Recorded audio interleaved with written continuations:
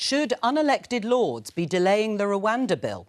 Is immigration the only answer to plummeting birth rates? And does prison work? This is Politics Live.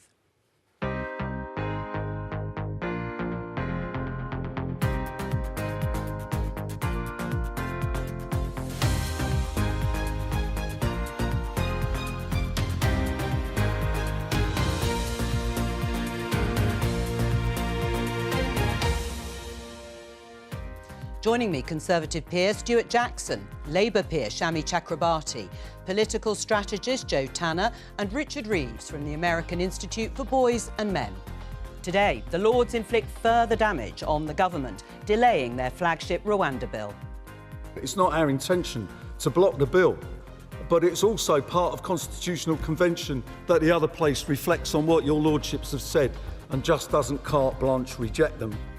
How many more migrants will cross the Channel before a flight takes off to Rwanda? The arrival of baby becomes a part of everyone's life.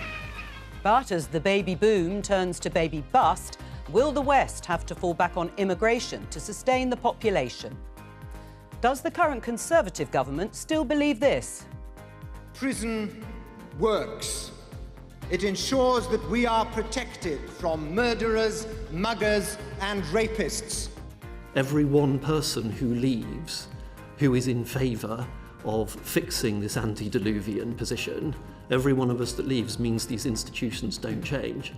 On Tuesday, he claimed he could change it from within. Now our top civil servant has resigned from the all-male Garrick Club.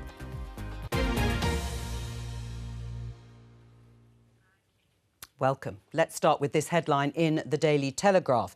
Mental health culture has gone too far, says Stride. That's Mel Stride, who is the Work and Pensions Secretary. He says everyday anxiety is not a medical condition, says Minister in crackdown on worklessness. This is an attempt to approach the large numbers of people who are not working because they are too sick to do so. Do you think he's right? I do think he's right. I think this is very serious in terms of the long-term health of the UK economy and our capacity to deliver public services. We've got 9.25 million people who are not in work or education, many of whom are sick. And I think the most striking point that Mel Stride made was that 94% of people who go into a doctor, a GP, who say they have a mental health issue, within 7 minutes, they are prescribed with drugs and the doctor says, you have a mental health problem, here are the drugs, and signs them off. And I think if you look at comparative data with other countries across Europe, we're miles ahead of their levels of mental health affliction and difficulties. So I think it's a national crisis and any government will have this problem, but this government really needs to take it seriously and urgently review the situation. And I think Mel Stride, to be fair, is doing that.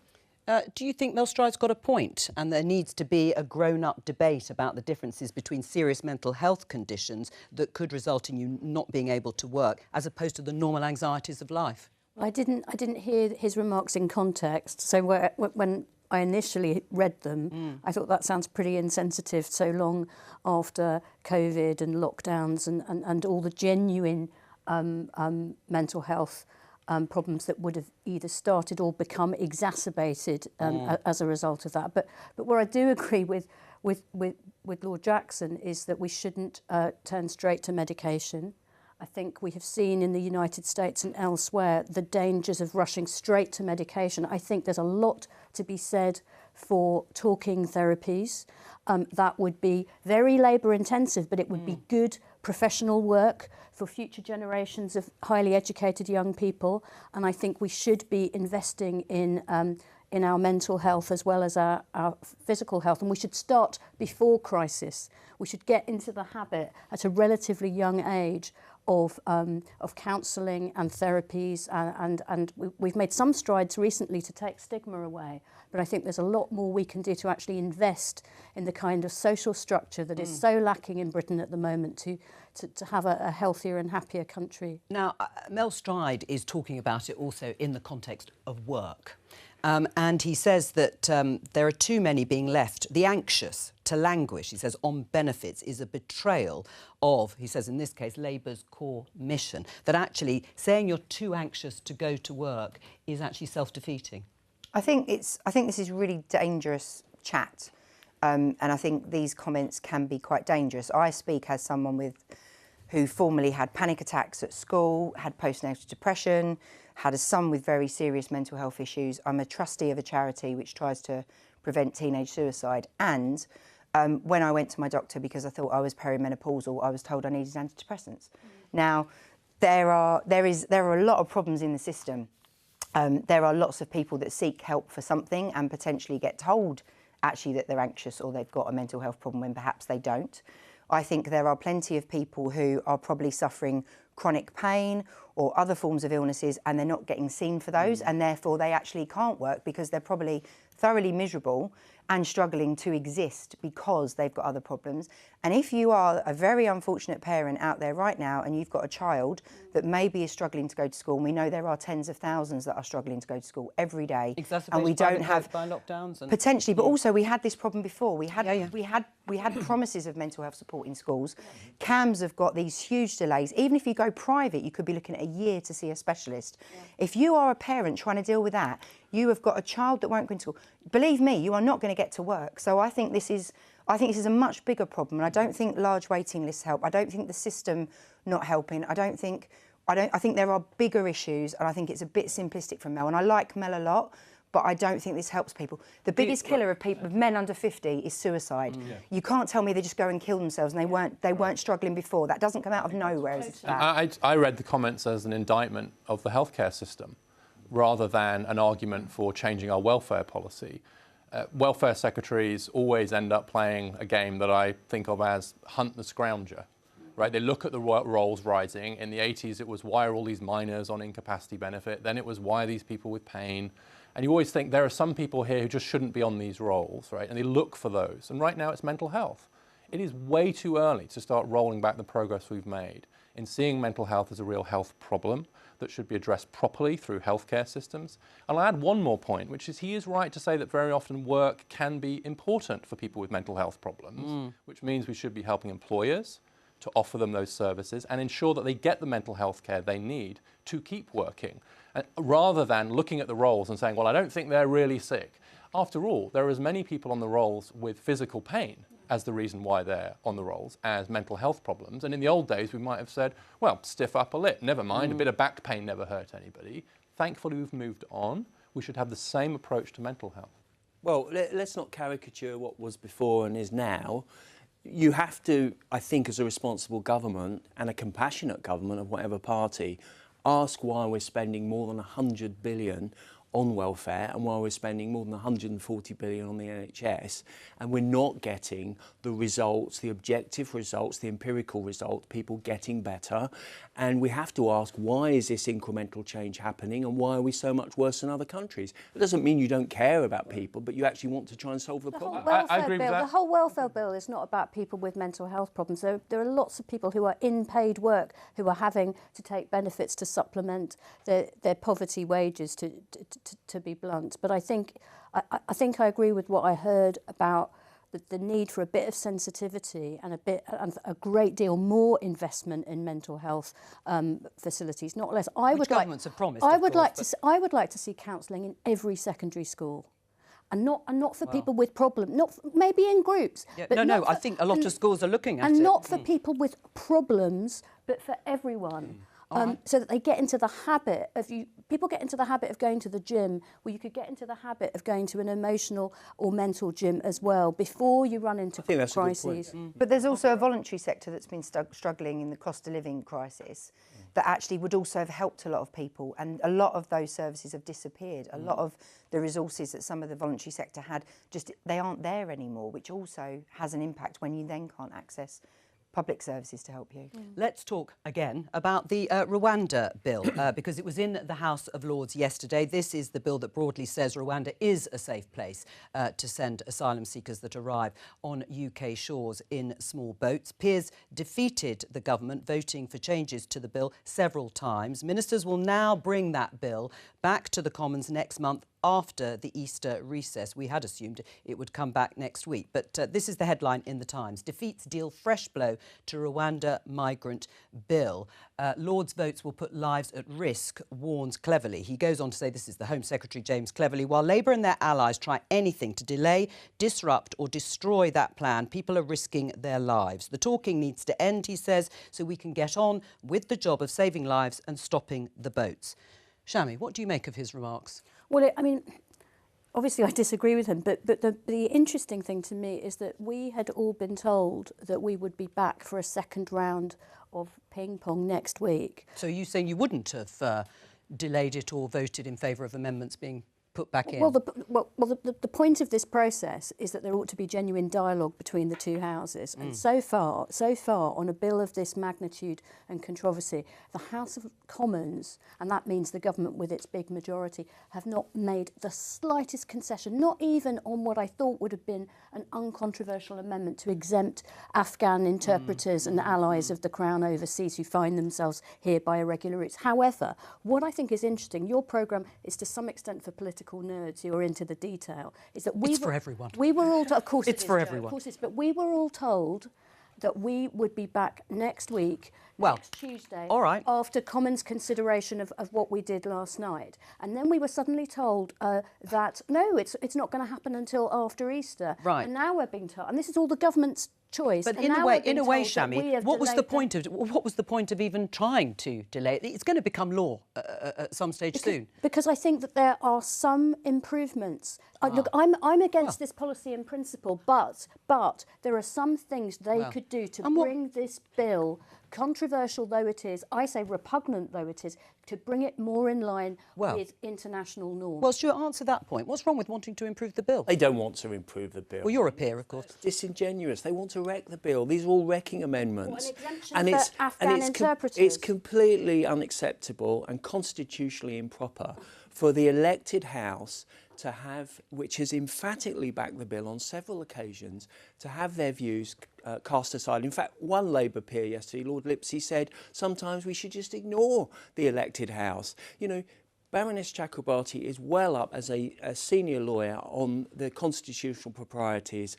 It isn't about scrutiny and oversight and improving the bill. They want to embarrass the government. They want the bill to emerge eventually completely wrecked, you know, dead on its feet. They want, it's all political choreography. Well, let Shami answer that. And I actually, can I just say, I do know what's going to happen. I think what will happen, it will come back after Easter. They'll do a deal with the Labour Party, who do not want to be seen to destroy the bill for electoral reasons. They want to damage it, Prime Minister, and then they will probably abstain. Well, there's a lot for Shami to answer, but respond more broadly. So I am personally, in principle, against the idea of forcibly transporting people who haven't even had an initial claim to Rwanda. However, I have not tabled a single amendment or voted for a single amendment that is against that principle. So everything that we've tried to do is to say, OK, if Rwanda is now safe, you say Rwanda is now safe because of your treaty. If Rwanda is now safe, then you have nothing to be afraid of with the courts being allowed to have their jurisdiction. And what really is objectionable about this bill, even over and above the transportation policy, even above wrecking the Refugee Convention that we're still a signatory to, is to legislate to overturn the Supreme Court on a finding of fact and then to oust the jurisdiction of our domestic courts for the future, for all time. And do you know what I think Mr Sunak wants? He wants a constructed row with the Court of Human Rights in Strasbourg, because if this bill passes unamended, the only court whose jurisdiction will be unaffected will be the Strasbourg court, and then he can have his election fight with the foreign court that we call the European Court of Human Rights. Well, Stuart, and you wouldn't mind that, would you, talking of politics? Well, the fact is the Strasbourg court is a sort of NGO dressed up as a court, frankly. Half the people are not... constitutional expert we have here. Half the people aren't qualified jurists, they're not experienced. And actually, Shami knows hundreds of these cases they've found against various countries and they've just ignored them. And what Shami's voted for is a court where you have an unidentified jurist taking a decision about a British citizen in the middle of the night without giving their reasons. Okay, so if he's and right... the faith and trust of the criminal justice system is supposed to be vested in this foreign court. So if you're right about that, why not leave trust in our domestic courts? Because this bill doesn't touch the Strasbourg court. It's the domestic courts who are stripped of their ability to consider individual claims. Parliament makes the law, not the Supreme Court. Not the Supreme Court. Which court is it you don't like now, the Strasbourg court or the UK Supreme Court? I support the highest court in the land, which is the elected Parliament and the Lords, which is supposed to do its job Parliament of scrutiny and oversight. Sorry. Hang on. Your friend Viscount Howsham calls it the highest court in the land. You can call it cheese if you want, but it doesn't make it so. Right, well, let me bring the others in. Jo, if flights do eventually take off, probably not before June at this rate, how much of a difference do you think it'll actually make to Rishi Sunak and the Conservative Party prospects at the election? It's an interesting question because I think there will be a series of folks that will sort of be calmed, will be pleased that there's been delivery on something, because this whole, one of Rishi Sunak's challenges is the sort of the perceived lack of delivery on certain areas that he pledged to do.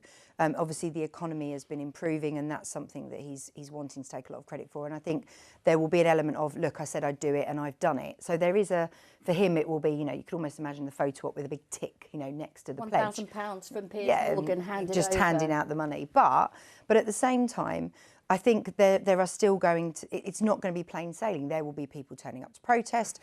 There will be people that will just ignore it, won't take any notice of the fact it's happening. There will be others that will continue to be exercised about it. So I don't think it necessarily all stops there, but politically, as a sort of delivery mechanism, I've said I'll do it and I've done it. It is quite symbolic for him because of the amount that he's staked on it. I mean, Richard, you follow US politics closely. This is, or how big an issue is illegal immigration there? It's a significant issue, and it's one that people are starting to take more seriously, but that tends to be behind closed doors. What I observe, and what I hope this doesn't happen, is that immigration becomes even more toxic as a political issue, even more polarising, so that you can't have a sensible, substantive conversation about the pros and cons and the inevitable trade-offs that there are with immigration. Of course there are trade-offs, there are difficult choices. This bill seems to me to be bringing some of those trade-offs into sharp focus. But the last thing we want to do is end up in a situation like the US, where you either have to be absurdly anti-immigration, right, in order to show that you're a kind of true American, or sometimes absurdly pro-immigration in a way that leaves you open to the idea and the challenge that you're not protecting the border. This is a tough policy problem. I would love it if we kept it mostly as a tough policy problem rather than a soccer ball to kick around for the politicians. It's just too important for that. I mean, I don't agree with that. I think that's a very simplistic, that last bit. If you don't have mainstream moderate politicians debating an important issue like immigration, you will invite in the extremists. This is illegal immigration, of course. Yes, and actually, for the record, I don't actually think it's a great bill. I think it's a flawed bill, and I accept that. But it's the only game in town, which is what Baroness Fox said yesterday. And the thing that's incumbent upon His Majesty's loyal opposition is to come up with an alternative. And there's no alternative from the Labour Party other than to play politics. I mean, Shami Chakrabarti, let me just show you this tweet. It's from our colleague in Kent, Simon Jones. 514 migrants in 10 boats reached the UK yesterday, the highest daily total so far this year. It brings this year's figure to over 4,000 people, which is higher than the equivalent period last year. The government would say delaying it is resulting in those dangerous crossings, more of them. I'm afraid that I don't believe that the desperate people who are getting into these boats and potentially paying awful, unscrupulous people so to do are being deterred by this legislation. This legislation has... remember last year we had the Illegal Migration Act, and before that the Nationality and Borders Act, each turning the vice a little bit tighter on the Refugee Convention, on due process in our courts, and none of it has reduced these numbers. The only way, I believe, to reduce the numbers of people getting into these unseaworthy vessels is in partnership with European Well, and it's a good point, isn't it? No one's deterred by either previous legislation or These are desperate people. It is a desperate These are desperate people, including genuine refugees from places like Syria and Afghanistan, and this is not going to stop them. The fact is, as you well know, we have the second best record, apart from Sweden, in Europe for genuine refugees over the last, since 2014, whether it's Ukraine, whether it's Hong Kong, whether it's Afghanistan, whether it's Syria. We have a very proud record. So let's not wreck it. So to characterise this as being a hard right, racist, xenophobic administration is nonsense. Hang on a second. I do agree that there have been schemes in relation to Ukraine and to a lesser extent in relation to Afghanistan. But the whole point of the Refugee Convention that was founded after World War II is that the most desperate people, but it's out of date. Hang on, are the people who have to escape by irregular, clandestine means. And some of those people, including people escaping the Afghans, have come in these boats. It needs updating, Shami. As you well know, that 51 Convention was before intercontinental air travel. As you said, we are allowed to disagree about this. Yes. And it was before social media. I think there does need to be a new convention. We are taking a tiny percentage of the world's refugees. Most of the world's refugees, densely populated country in Western Europe. Most of the world's refugees are in the poorest countries and in neighbouring countries. We need international solutions to this international crisis. I do agree with that. Just before we move on, let me just show you this tweet. Stuart, Reform UK, breaking news, Conservative Manchester mayoral candidate defects to Reform UK. What's your response? Well, it's disappointing. I think the path... Surprised? I am surprised. I think it's surprising that someone picked so relatively short time ago should defect to Reform UK.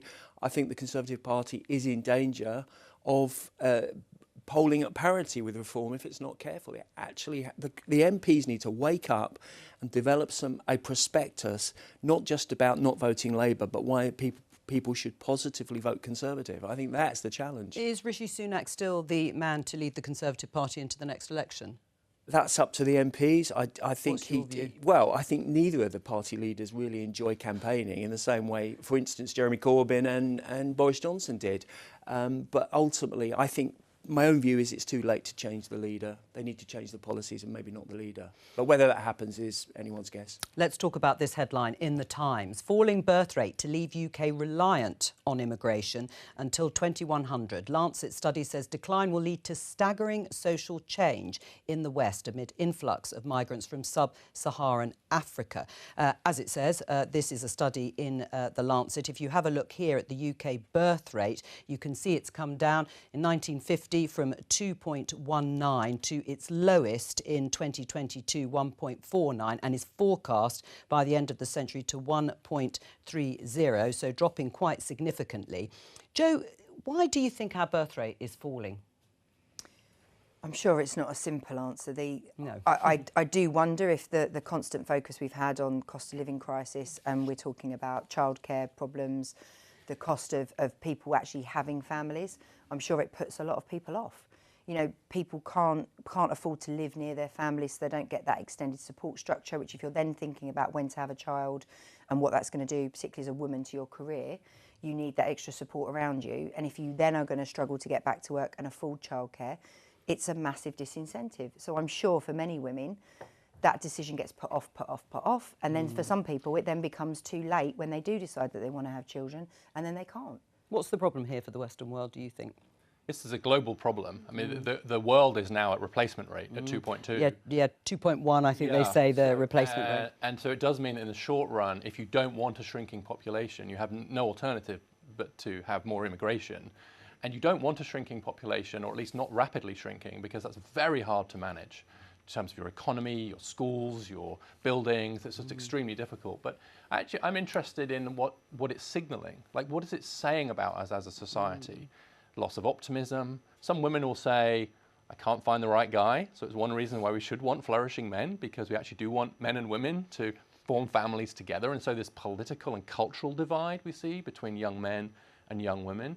But I think the really deep problem here is the one you just alluded to, which is we have transformed women's economic participation in these countries.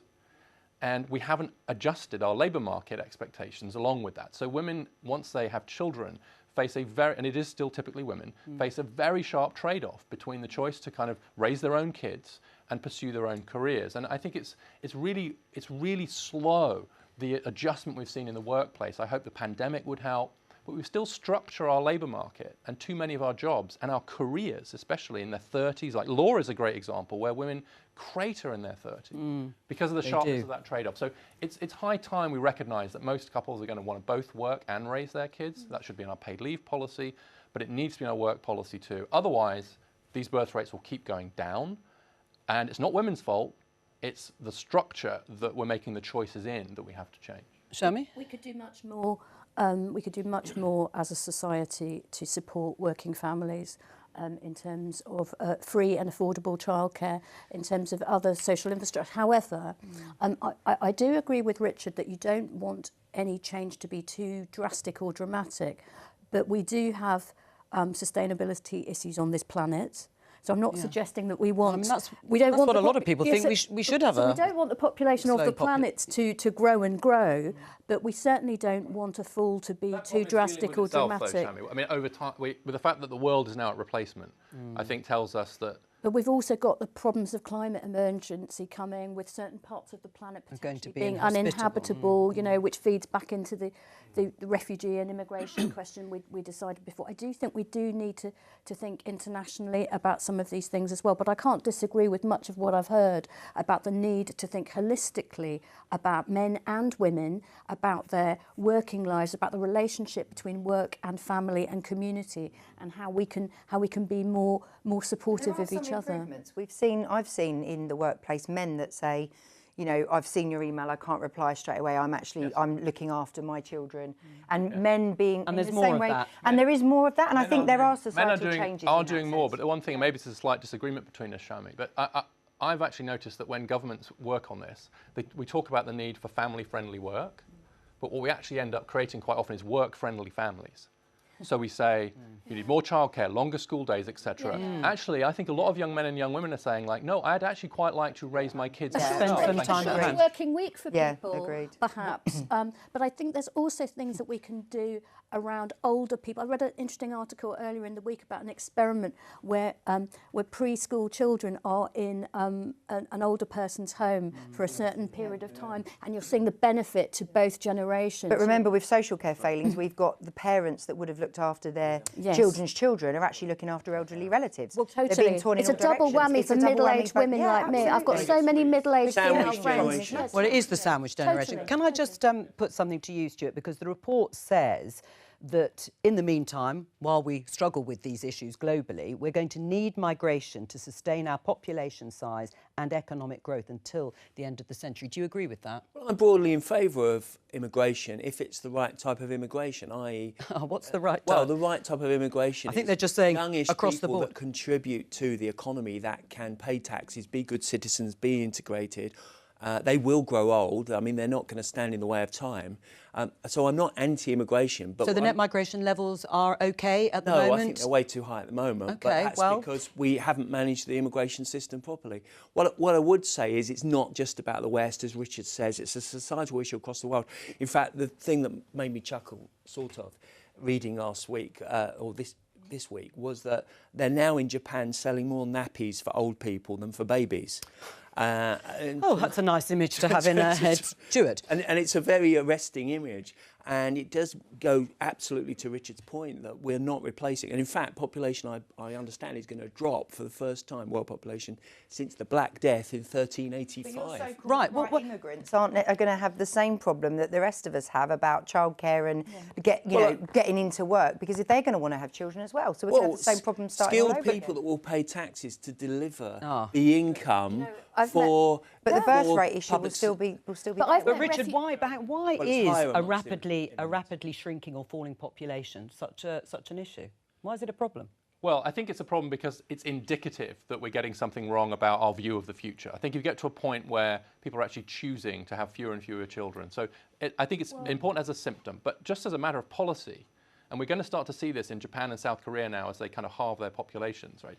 If you think how difficult it is to add schools, add roads, add infrastructure as for an expanding economy, now imagine how hard it's going to be to take all of that away, right? To reduce all of that. As your GDP comes down, so the economy's shrinking, fewer people, closing half the schools, emptying some of the towns.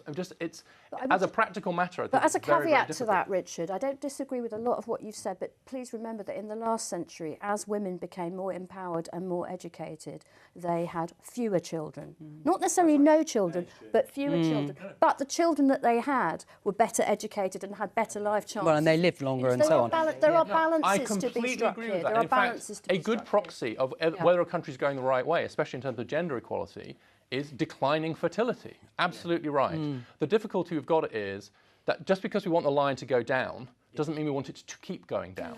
And we're at a point now where, like, when you're below 1, it's very hard for us to kind of rethink our assumptions about fertility. But we're at a point now where I think it's perfectly appropriate to be as worried about declining fertility in half the countries in the world now, it's half, as we used to be worried about both. So if we can think two thoughts at once, we have to. That's where we have to move. Can I just show you this before we move on? The BBC News. Women hit by state pension age rise owed compensation. Do you agree, Stuart? Well, I haven't read the details. Obviously, it's an ombudsman report. It's not a legal ruling. But I think the government will have to think seriously about it. It's been an ongoing issue for 10 years now, I think. it will cost, well, it could cost billions. Yeah. I accept that. I think it wasn't, it didn't happen in the correct way, and I think the Ombudsman has reacted to that in an appropriate way. But whether the government, I mean, I've seen figures that the government would have to come up with £35 billion to plug the gap. Well, that's unsustainable. That's not going to happen. So what do you think? I mean, perhaps a future Labour government may have to deal with this. Should they come up with those billions of pounds because women lost out, not having sufficient warning, they argue, about the pension age for women going up This from is not 60. a surprise, is it? The WASPy women, No. the WASPy women issue, has, as Stuart said, has been burning for years, and women. And the former Shadow Chancellor John McDonnell promised that a Labour government, if they had won in 2019, because the injustice is just so flagrant and it's been so long. Of course, what happens is that now you know these women will die, and which makes the injustice worse if the cost cheaper. Something if not the billions that are currently projected, we've got to at least move towards righting this terrible historic wrong. I mustn't speak out of turn. It's not for me to tell Rachel Reeves what to do. It's not even my expertise. But this You're welcome to speak freely. This is a chronic, historic injustice, and I think anybody who wants middle-aged women's votes, or any women's votes, or frankly any man that cares about social justice would come out with some kind of brave offer to these people. Let's look at this story in the Times. Rishi Sunak faces another Tory revolt, this time over prison sentences. This is about the sentencing bill, supported by the Prime Minister to scrap short sentences to ease overcrowding in prisons. It would allow offenders convicted of sentences less than 12 months to avoid jail. But there are at least 40 or so Conservative MPs who want to toughen up the bill, including Liz Truss, former Prime Minister, and Suella Braverman, the former Home Secretary. Whose side are you on, Stuart? Well, I'm on the side of those two, of my former colleagues, because if you look back in history, you made reference to Michael Howard, who was then Home Secretary. Prison Works, he massively increased the size of the prison estate, and for the 15 years after, crime plummeted. Fewer people were murdered, fewer people were subject to burglary, assault, and all the other serious offences. So prison does work. That said, I am in favour of combating recidivism, meaningful work, rehabilitation, all those things. But you've got to have a bit of stick if you're going to have carrot as well. Well, take on the first point. Well, look, I mean, that clip, that legendary clip from Michael Howard, Yes. the rapists and the murderers, they the shouldn't muggers. really be getting dangerous people shouldn't be less than 12 months in prison. So if you're just doing Wow. prison keeps us safe from the most dangerous people, that's a much smaller population. These short sentences do not work, and we would be better off investing in community penalties, frankly, so that the public can see that there are people there working, there are people there doing things for the community. Then they keep their skills, they keep their links with their family, which are very important to breaking the cycle of crime. I agree with you, and you will know the coalition government actually legislated for a Rehabilitation of Offenders Act, because we didn't want the situation where they literally were shown the door, here's 46 quid, go away. And they went straight back to drug dealers and other nefarious activities. So we did do that, but also these amendments were about keeping, hyper-prolific offenders who've got 20 convictions for burglary or assault, in prison and not for 12 Well, months. I think one of the mistakes is to have gone for this. One of the things that I mean, Alex Chalk is a decent guy, but I think he's been thrown into a position because of a crisis in overcrowding. prison places. Instead of making the argument more proactively for community sentences and for not sending people to prison that's for the a few problem. Is months. the framing of this argument? If I could say that, is that I think on the merits, I think I served in the coalition government. I think the coalition government was right about this, which is that the evidence is that these short-term sentences. Actually, they're not good. I mean, more than half the people who do a short-term sentence re-offend, which is much higher than those in long-term sentences and probably higher than those in community service. So the does it work question is just a straightforward one. And the evidence suggests that it probably doesn't if the goal is to stop re-offending. And that could be because actually prisons turn out to be great apprenticeship schemes for criminals. There's a lot of really good criminals in there. And also it disrupts the lives of, let's be clear, young men. It's 96% male here. It disrupts their lives. Those figures, just to come to, I mean, I was quite shocked by how high it is in terms of almost all men. It's all men. And a lot of these short-term offences, particularly young men as well. And so the trouble is that even a short stint in prison can really derail their lives. What's unfortunate about this break up your relationships, your family. Right, we should be having a conversation about the merits of the policy rather than we don't have enough room. And prison education. Right? If it's framed as a resource problem, then the implicit thought there is we'd love to put them away, but we can't afford to, so let's not. But actually, it might cost as much to do good rehabilitation, I agree with you about this, and community service. This shouldn't be driven by resources. On that though, Jo, we looked at a couple of the offences that get less than 12 months. Common assault, theft, shoplifting and pickpocketing, breaches of domestic violence orders and protection orders. Well, they can be quite serious. And anecdotally, we were told that actually a lot of it is repeat offending in the sense that they don't carry out the community service, that they don't actually do the things that they're asked to do to not go to prison. And eventually, that is the last thing, is to put them in prison for a short sentence. And when we look at things like the evidence around, people that become very violent later on in life often have started being violent towards their animals or something, like the lower level stuff that then develops into much more serious things is a real worry. And actually that point about the Michael Howard clip was, I can remember working with Anne Widdecombe over 20 years ago, who said prison has to work. Prisoners should work when they're in prison. The problem is putting people in somewhere is not necessarily the answer in itself. Yes, it protects the rest of us, but in the long term it doesn't, because if they're there and it is a breeding ground for learning the tricks of the trade of what to do next and coming out with your only network actually being a bunch of criminals you served with, how is that helpful for anybody? So even if the sentences are longer, they're not necessarily going to do any good because they're not doing the right things for those people. They're not helping them go back into the society. Well-resourced. Let's come to... I mean, on the community service. Really well-resourced community penalties, services, whatever you want to call them, so that the public can see that something is, that these people are not shut away and to be forgotten about, but to keep the link between the community and people who are part of our community who've offended. You know that justice is one of the unprotected departments when it comes to... The most unprotected. Right. So when we talk about resort, well, I don't know, 15 of them or something. Biggest cuts during the years of So austerity. if Labour wins the election, will you be at the door of Rachel Reeves saying you've got to spend more money? Because at the moment, she's not going to do that, rightly or wrongly. But she's not going to do... is going to have a lot of... She's going to have a big queue. I think they always do, don't they, Charles? But the point is, if you're not going to resource it... Rachel Reeves won't make any big announcements about the prison estate. And Conservatives haven't either. No, and as Jo said, they've had umpteen justice secretaries. And they failed. And I'll be quite honest, they failed to build the proper prison estate. But what I think in any government... So you would like them to spend more money on resourcing either community sentences or more prison places?